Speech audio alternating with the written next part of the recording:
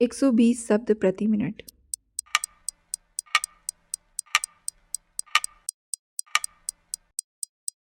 महोदय, हम देश के सभी भागों से यहाँ एकत्र हुए हैं जिससे हम इतिहास के उन क्षणों में फिर जी सकें जब सामंतवाद और विदेशी शासन के लंबे अंधकार से भारत ने स्वाधीनता और लोकतंत्र के आलोक में आंखें खोली थी।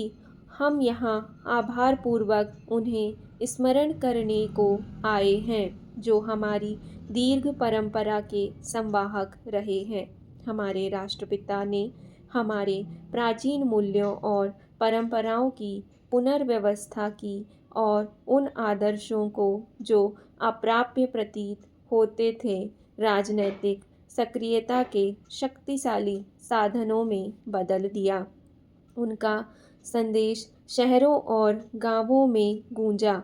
शिक्षितों को उसने प्रेरणा दी, सीधे साधे लोगों को समझ दी और दमित आकांक्षाओं को जगा दिया। हमारा आंदोलन अहिंसक था। उसने हमारी जनता के उन गुणों को उजागर किया जिनके विषय में सोचा भी नहीं जा सकता था और साहस के अनेक रूपों को उद्घाटित किया। प्रत्येक भारतीय ने एक ऐसे सत्कार्य में योगदान करके जो उसकी कल्पना से कहीं ज़्यादा विशाल था, अपने व्यक्तित्व को नए आयाम छूते हुए पाया।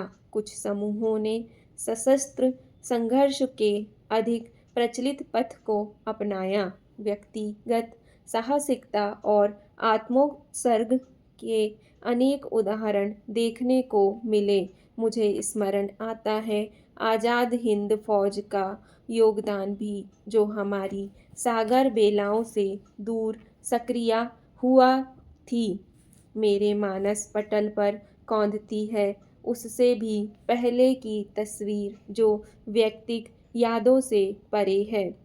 1857 का महान स्वाधीनता संग्राम, उसका तात्कालिक कारण क्या था यह महत्वपूर्ण नहीं है। शायद अवचेतन में कहीं गहरे जाति और धर्म की भावनाओं के पीछे जो कुछ आंदोलित था वह था अपनी पहचान की खोज।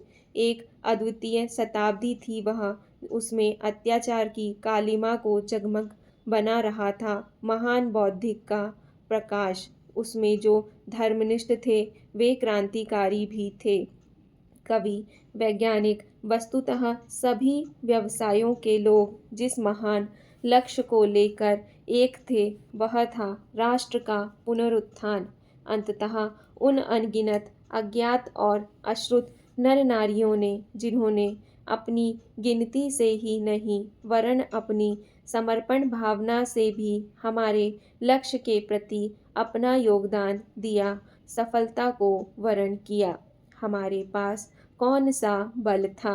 हम अपमान और अत्याचार के शिकार थे, परंतु हमारे नेताओं ने हमें भय और घृणा की भावना से ऊपर उठाया। सभी कठिनाइयों को पार करते हुए हमने अपनी निगाह भविष्य की तस्वीर पर जमाई। महोदय, हमेशा ही हमारा विश्वास रहा है कि स्वतंत्रता अविभाज्य है। विश्व में जहाँ कहीं भी मुक्ति आंदोलन छिड़े हैं, हम उनके संपर्क में रहे हैं और हमने उन्हें अपना योगदान दिया है। आज हम उन अनेक एशियाई और अफ्रीकी देशों के साथ अपनी एकता को दोहराते हैं जो हमारे साथ साथ या कुछ ही समय बाद स्वाधीन हुए, जिनमें सबसे नया है बांग्लादेश, और हम उनके भी साथ हैं जो अभी भी आज़ादी या अपने विकास के संघर्ष के लिए कर रहे संघर्ष हैं। स्वाधीनता प्राप्ति के बाद से ही हमें अपनी शक्ति संघर्षजन्य तनावों से हटाकर विभाजन की समस्याओं में तथा उन अनेक नई जिम्मेदारियों की ओर लगानी पड़ी जिन्हें हमने ग्रहण किया था। उस रात्रि जवाहरलाल नेहरू ने एक भविष्य दृष्टा के भाव में कहा था, भविष्य हमारे लिए आरामदेह और सुविधाजनक नहीं, बल्कि अटूट प्रयास वाला होने जा रहा है, जिससे हम उन प्रतिज्ञाओं को पूर्ण कर सकें जिन्हें हमने कितनी बार ही दोहराया है।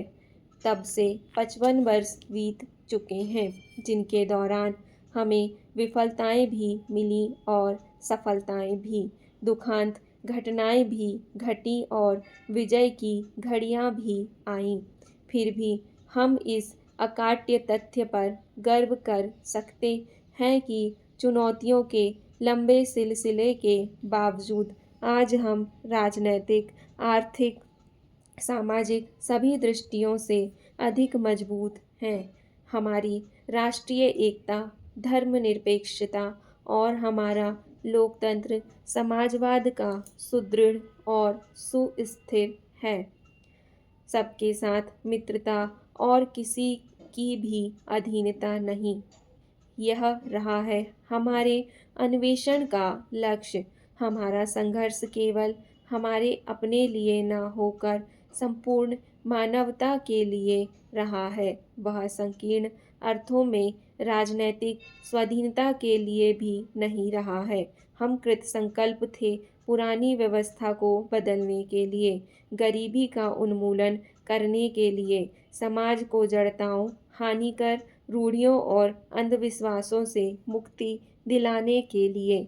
मुक्ति के लिए संघर्ष तब प्रारंभ हुआ था जब विश्व के पहले मानव को दासता की बेड़ियों में जकड़ा गया था, और वह तब तक जारी रहेगा जब तक विश्व का अंतिम व्यक्ति न केवल दासता के बाह्य चिन्हों से बल्कि जाति, रंग और लिंग भेद से उत्पन्न छोटी बड़ी भावना से भी छुटकारा न पा लेगा। जो लोग आंतरिक भाव से स्वाधीन हैं, वे ही मुक्ति के ध्वजवाहक और भविष्य के पथ प्रदर्शक बन सकते हैं।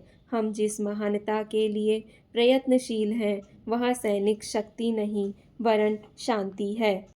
हमारे देश में स्वतंत्रता के इतने वर्षों बाद भी हमारे जनसंचार माध्यम अधिकांशतः उन लोगों के अधिकार में हैं जिन्होंने अपनी शिक्षा और दीक्षा या तो पब्लिक स्कूलों से प्राप्त की है अथवा विदेशी सभ्यता में और संस्कृति के साए में।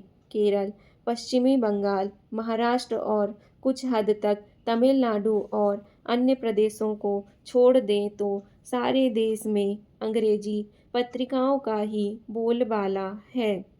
हमारी नीतियों का निर्धारण करने वाली नौकरशाही एक तो स्वयं ही पश्चिमी सभ्यता के साए में पली है, दूसरे उसे अपनी नीतियों के निर्धारण में जिस जानकारी और सम्मति की आवश्यकता होती है, वह उससे अधिकांशतः अंग्रेजी पत्र पत्रिकाओं के माध्यम से प्राप्त होती है, जिन पर विदेशी प्रभाव स्पष्ट लक्षित होता है। कहना न होगा कि ऐसे में हमारी नीतियों के निर्धारण में जनमत कैदी बनकर रह गया है। अतः आज आवश्यकता है देसी और प्रादेशिक भाषाओं के सशक्त जनसंचार माध्यमों की, जो भारतीय जनता की वाणी बन सकें। आज देश की अखंडता को अक्षुण्ण बनाए रखने, राष्ट्रीय भावना को मजबूत करने, सामाजिक आर्थिक बुराइयों को दूर करने, धर्मनिरपेक्षता की भावना को बल देने, समाज में विभिन्न लोगों को एक दूसरे के करीब लाने और क्षेत्रीय भावना को समाप्त करने तथा जनतांत्रिक ढांचे को बनाए रखना अत्यंत आवश्यक ही नहीं, अनिवार्य भी है।